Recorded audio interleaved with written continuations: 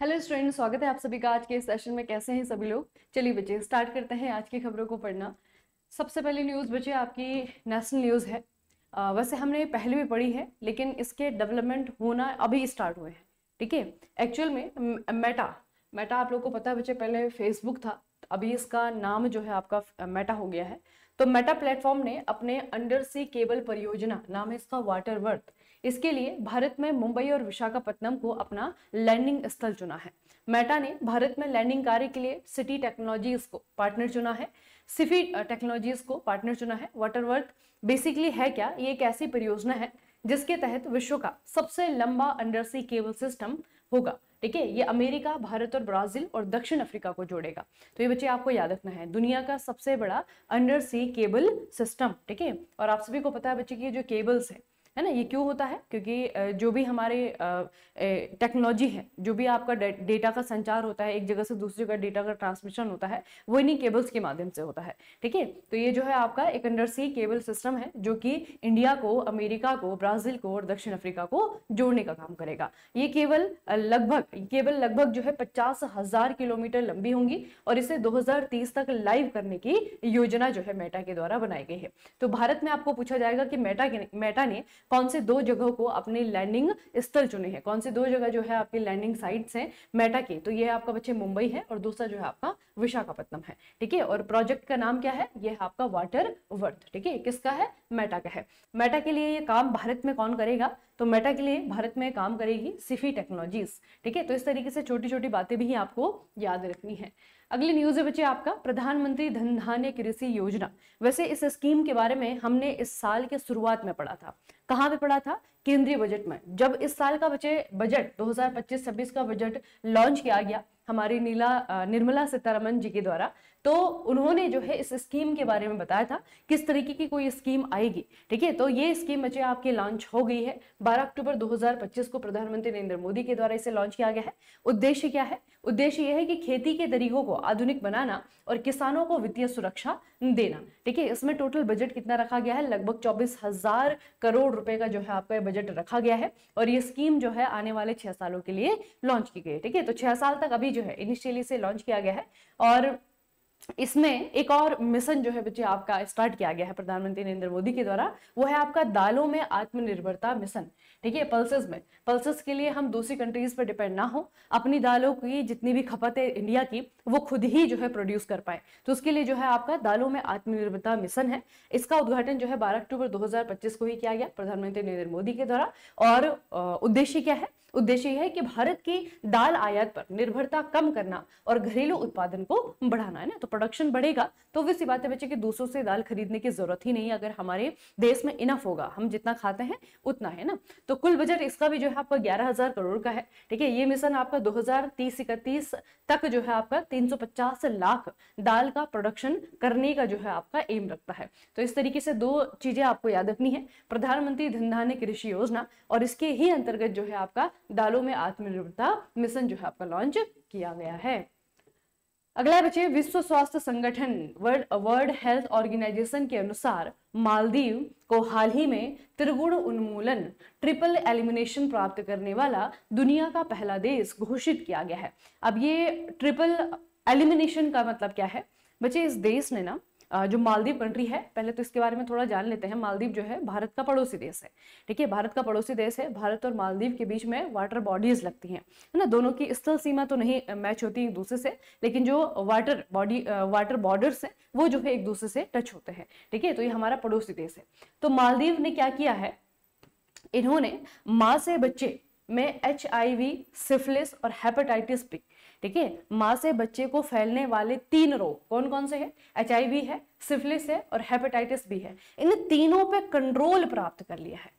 ठीक है, इसके संचरण को जो है इन्होंने रोक दिया है। तो इसलिए जो है कहा जा रहा है कि ये आपका ट्रिपल एलिमिनेशन वाला कंट्री बन गया है। ठीक है, तो ट्रिपल में बच्चे आपकी 3 डिजीज हैं, HIV है, आपका सिफिलिस है और आपका हेपेटाइटिस बी है। मालदीव को वर्तमान में विश्व स्वास्थ्य संगठन के द्वारा हेपेटाइटिस बी के माँ से बच्चे में संचरण को समाप्त करने के लिए मान्यता दी गई है। तो ये बच्चे आपको याद रखना है, first nation to eliminate mother to child transmission of HIV, hepatitis B और आपका सिफिलिस। ठीक है, तो ये कंट्री कौन सा है आपका? मालदीव है।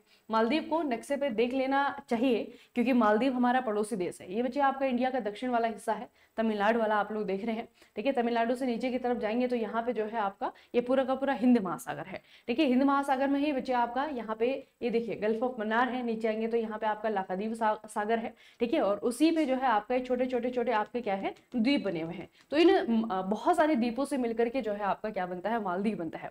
और मालदीव की कैपिटल कहाँ पे है? माले। ठीक है, मालदीव की कैपिटल कहाँ पे है? माले से। तो ये बच्चे आपको याद रखना है कि हमारा पड़ोसी देश है। ठीक है, ये आपका इस तरीके से दिखता है, अगर आप ध्यान से देखेंगे तो ये बहुत छोटे छोटे जो है इसमें आपके क्या है, आइलैंड है। ये देखिए ये छोटे छोटे जो है आपके यहाँ पे क्या है, आइलैंड है। ठीक है, और इसकी जो कैपिटल है ये यहाँ पे है, साउथ मेल अटोल इसे कहा जाता है। यहाँ पे आपको माले मिलेगा। ठीक है, तो इतना आपको याद रखना है कि भारत और भारत के दक्षिण में इंडियन ओशियन में एक कंट्री है मालदीव, जिसे कि WHO ने एक टैग दिया है, वो है आपका ट्रिपल एलिमिनेशन का। ठीक है, ट्रिपल एलिमिनेशन। अगली न्यूज बच्चे आपकी है, गूगल ने आंध्र प्रदेश के विशाखापट्टनम में एक AI यानी कि आर्टिफिशियल इंटेलिजेंस हब के द्वारा हब स्थापित करने की घोषणा की है। सिंपल सा यही क्वेश्चन पूछा जाएगा कि निम्नलिखित में से कौन सी कंपनी के द्वारा भारत के आंध्र प्रदेश में क्या किया गया है, AI हब स्थापित करने की घोषणा की गई है। तो कंपनी कौन सी है आपकी? गूगल। ये संयुक्त राज्य अमेरिका के बाहर कंपनी का सबसे बड़ा AI हब केंद्र होगा।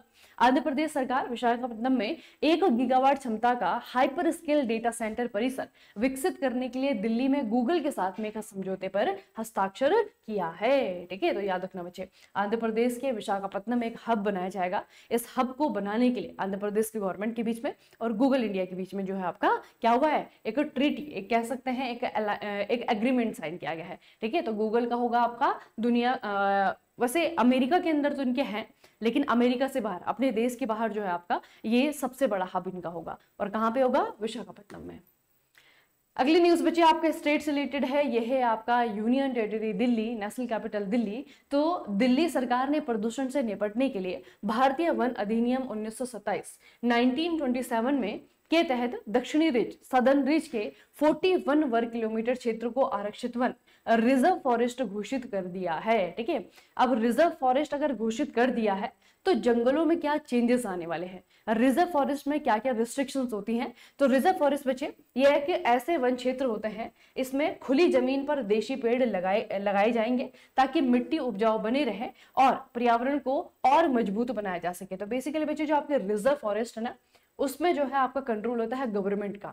ठीक है, तो जो आम लोग हैं उनको जो है यहाँ पर कुछ भी उनके बेनिफिट के लिए काम करने, जैसे कि जलाऊ लकड़ी लेना है ना, अपने पशुओं को वहां पे चराना, इन सभी कामों से जो है आपका रोक दिया जाएगा। ठीक है, तो इस फॉरेस्ट को जो है आपका क्या किया गया है, रिजर्व फॉरेस्ट घोषित कर दिया गया है। ठीक है, और दिल्ली के द्वारा इसलिए किया गया है क्योंकि बच्चे ये जो आपका बचा कुचा जंगल है, बस तो दिल्ली आप लोगों ने देखा होगा, नहीं देखा है तो दिल्ली जो है आपका एक महानगर है। ठीक है, इसमें जो है पॉपुलेशन डेंसिटी सबसे ज्यादा है भारत में, सबसे ज्यादा पॉपुलेशन डेंसिटी वाला स्टेट और यूटी में जो है सबसे ऊपर आता है। ठीक है, तो पॉपुलेशन डेंसिटी ज्यादा होने के कारण बच्चा जब लोग यहाँ पे बसने लगे तो यहाँ पे जो पुराने जंगल थे वो जो है कटने लगे। ठीक है, तो दिल्ली के दक्षिण में जो है कुछ ऐसा अभी भी हिस्सा बचा हुआ है जहां पर कि आपको ऐसे छोटे छोटे से जंगल मिल जाएंगे। ठीक है, तो उस जंगल को एक तरीके से कह सकते हैं कि पुनर्जीवित करने के लिए, ठीक है, वहां पे जो है पेड़ लगाए जाएंगे, उस जंगल को जो है दोबारा से जंगल बनाया जाएगा। ठीक है, तो उसके लिए जो है इन्होंने क्या किया है, इस जगह को आरक्षित वन, ठीक है, रिजर्व फॉरेस्ट जो है घोषित कर दिया है। तो ये है बच्चे आपकी दिल्ली गवर्नमेंट।